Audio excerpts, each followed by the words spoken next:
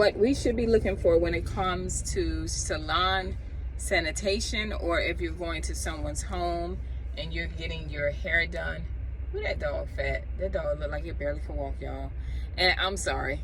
I'm outside in the front yard. I'm like Car Chronicles. So the things that we should be looking for as clients when we're going to someone's home to get our hair service done, or if we're going into a actual salon or spa and things like that.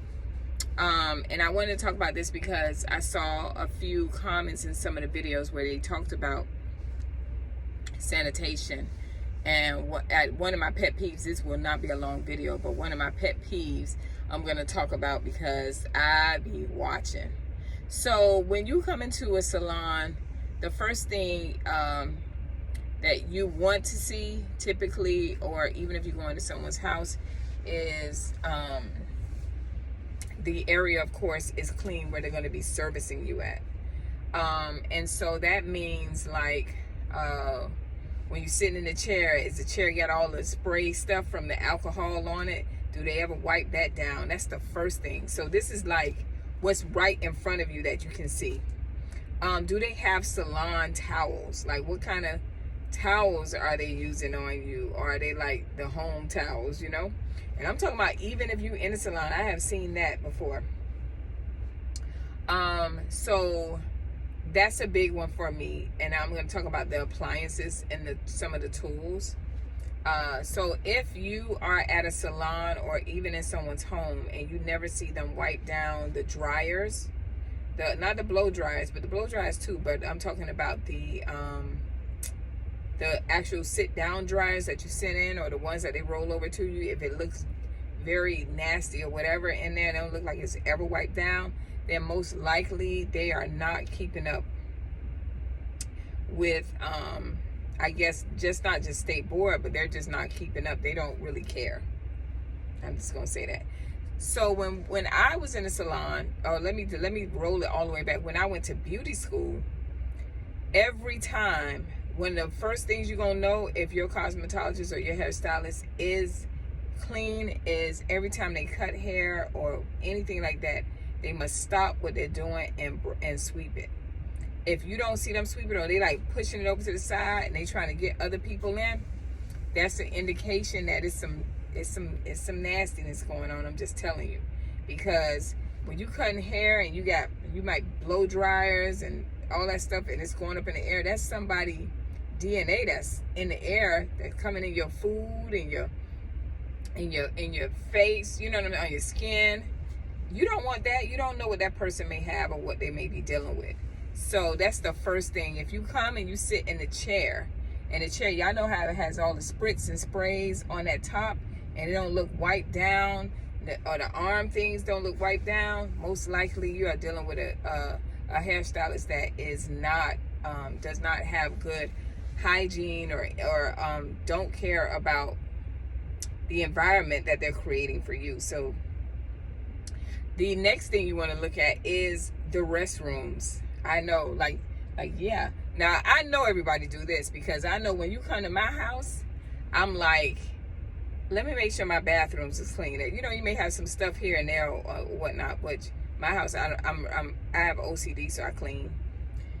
But a lot of times people judge you by your bathroom and your kitchen, and they don't judge the men. They judge the woman. They say that's a nasty woman, or they say, you know, she don't keep a clean house. They always judge the woman. So my mom taught me to clean that bathroom, you know, and to make sure if anything is dirty, the kitchen and the bathroom should never be dirty. As soon as you cook, you clean. So if you go in that bathroom and that bathroom is not good, and then sometimes it may happen where you got one of those clients that come in there and just be nasty, right? We had let some, I remember in North Carolina, we let this homeless person go in the use the restroom. I don't know if it was homeless, but they had to go real bad, and they had gunshot all over the thing. And thank God my friend, her husband, came and cleaned up. We were so mad, and I was like, honey, and they walked right on out. Never again. They ain't even had the decency to say, hey, you know, they let me use their restroom. At least let me clean it up, honey. When I say it was everywhere, on walls and everything. So you wait. If you have that, that doesn't mean that that hairstylist is nasty. That just means the customer is nasty. But if you go in there and every time you gotta use the bathroom, or you want it, or the bathroom's so nasty that you just hold it. I have been there. I do that. I go to people's house, and if I see the bathroom nasty, I'm like, you knew a bunch of people was gonna be here, or I've told you, hey, it's a little dirty in there, and I don't see you go clean it up. I'm not using your bathroom again. So that's a big stickler for me. The bathroom. If the bathroom not clean, most likely you don't really care. All right. The next thing that when we talk about sanitary, they should have it's a bottle, barbicide bottle, right, where we put our combs in. And every time they use a comb on someone's hair, they need to drop that comb in there, and they should have like combs, a lot of combs. Clean their combs and their brushes should be already prepared from the night before. They should be clean, okay? Even the clips, even the rollers, your rollers that they roll their hair with, if you see like little cakey stuff on it and you see them just dropping in that thing, they're not cleaning that. So these are maybe things that you may not even be looking at, and it's like, wait a minute. And, and I asked, they don't like it. But when it comes to those combs, that's a pet peeve of mine. I'm going to tell you a story real quick. In the city, I went to a salon, and I was getting my hair done. And it looks like a young lady that does some type of services. Y'all know what I'm talking about. Had to do a stop in because her wig got twisted up from the previous person that she was working on. And the young lady came in. I don't care if she looked proper, if she got out of Bentley, but the comb, it was a comb there. And I said, I was waiting. Was I waiting? She had washed me and then put me on the dryer so I can see everything. I'm very observant. And sometimes I don't even tell them that I'm a hairstylist. I just be watching.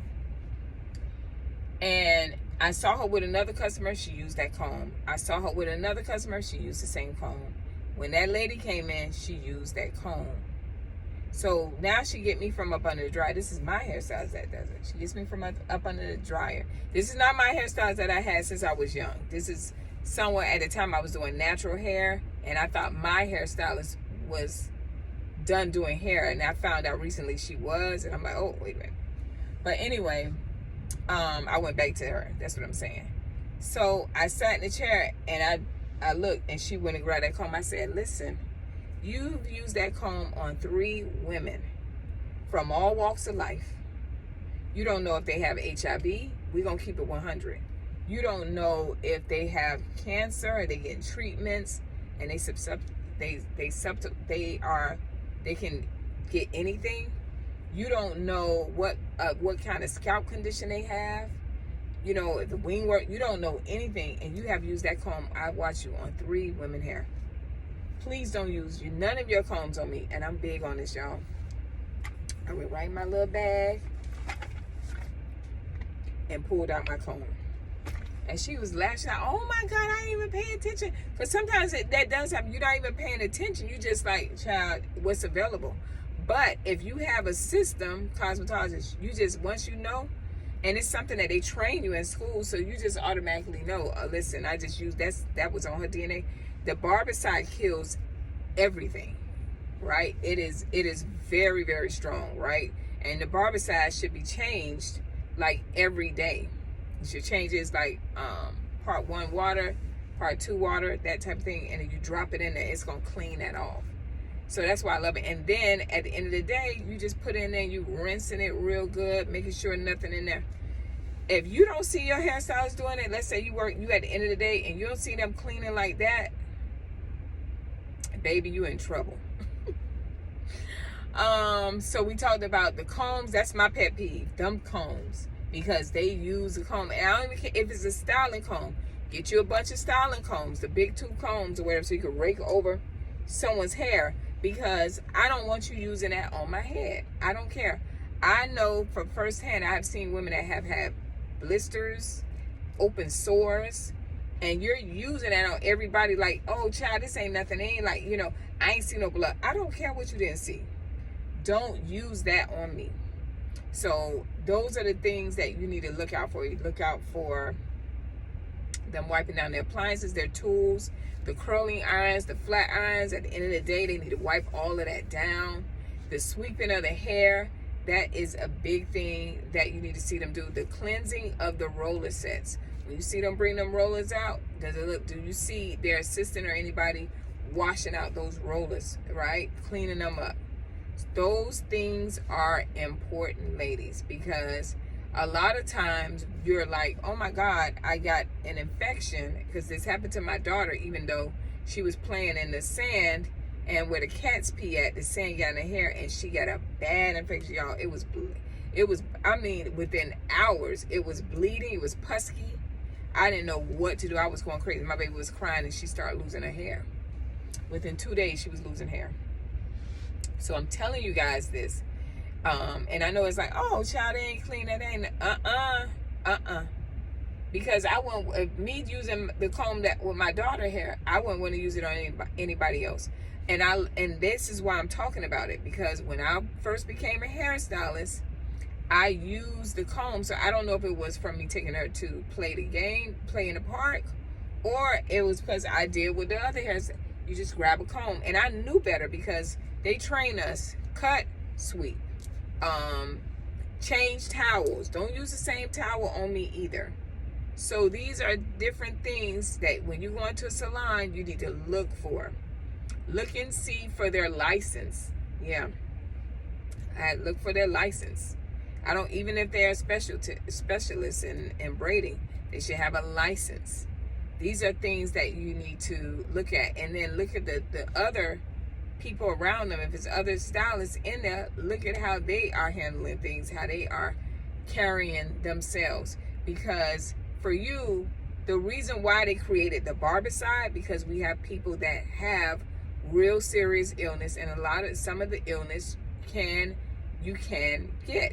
If someone has an open cut and you are using a comb, this is how serious it is. It sounded light when I started it, right? But if someone has an open cut or open sores or something like that, they might not even know that they have HIV, for instance, right? And then you may have an open cut or whatever, and you use that, you don't know what can happen. And this is my point. You have to find hairstylists that invest in everything that they do, that they care about what they do. They care about their tools. They care about you as the client. And you want them to say, girl, when you go into the salon is immaculate. It is clean, honey. You could eat off the floor. And they can still serve you and everything, but it still keep it clean. Somebody's walking through there and they're always cleaning that place. They take pride in their things and everything they do. If they have an esthetician, that area should be spotless because you're dealing with people's skin. Towels should be prepped and done, right? Nice, fluffy, white towels. Everything in there should be clean. You shouldn't keep coming in there and you see the same thing sitting in the same spot. That means they're not cleaning and wiping it down. So sanitary is very big and very important. And if State Board came through there and they saw there was no barbicide, they saw different things that was not right, they would be fined for that. There are fines for those things. So that's how serious that is.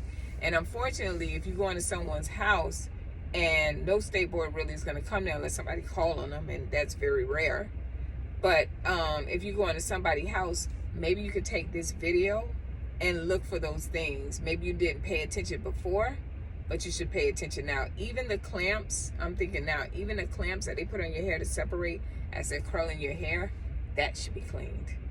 Everything that they put in someone's hair that your hairstylist use should be washed and cleaned. The butterfly clips, washed and cleaned. The capes, if somebody put a cape on you, that cape is stiff and it got spritz all on it. Can you give me another cape? They may not like it. They're like, ain't nothing on here, but I don't care. I don't want that on me. You've been using that all day and putting that on other people's neck.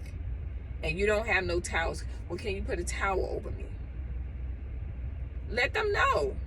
Put a towel and then a cape. If they're draping you and they're not putting a towel, then a cape, That's a problem. Even if they're finishing this hairstyle, where they're curling your hair, it should be at least a towel over you. I like to put the cape over because if you drop the flat iron or something, it don't burn the person. That's just me personally. Or you put color, I like to have it. But if that's not the case, at least put a towel on you. A clean towel, all right? If you see them going in the back and they bringing out stuff, honey, I smell my towels. I'm like, okay. That's just me. So I wanted to touch on salon sanitary. And then the last but not least, if your hairstylist coming there looking a hot mess, like she just got out of bed, teeth not brushed, hair not done, clothes not kept, then, and you let her do your hair, I don't even know how you believe that she gonna do a beautiful job on your hair, because she don't even care about how she look coming out the door. So if you have a hairstylist that is like that, and she comes through the door, and she come out her room, and she look like, child, sit over here and sit on this pillow and let me start bringing your hair. Most likely that comb that she using on you, she used it on somebody else, honey, and didn't clean it. I'm just saying. I am Lee Hill, your hair coach. I pray this video helps you. Take notes from it. If you're going to the salon, things to look for. I will see you guys next video. Write your comments, share, like, and subscribe, guys. Thank you so much for helping building the community. And I meant to say too, I saw some women that were helping each other find trichologists and dermatologists. I absolutely love that. That made my heart smile. So ladies, continue to do what you're doing. This is a community where we help everybody. I'm not the only expert. Some of you got better advice than I have, and I appreciate that, all right? So go ahead, talk, share amongst each other. Don't tear down. If you come on here tearing down and you leave a comment that's nasty, I'm going to block you, you know. I try to answer everybody that comes through. Also, don't forget I have membership. Ask a Cosmetologist. You can ask a question. We can highlight a question that you have, and I can respond really fast. That's one of the memberships. Ask a Cosmetologist. And then when we go live, we'll have live questions that if you are a member, you'll be able to comment in the comment section, ask the questions that you need to ask, and it'll just be our little tribe, okay? And I am going to be going live pretty soon. Thank you guys again, and I'll see you next video. Bye.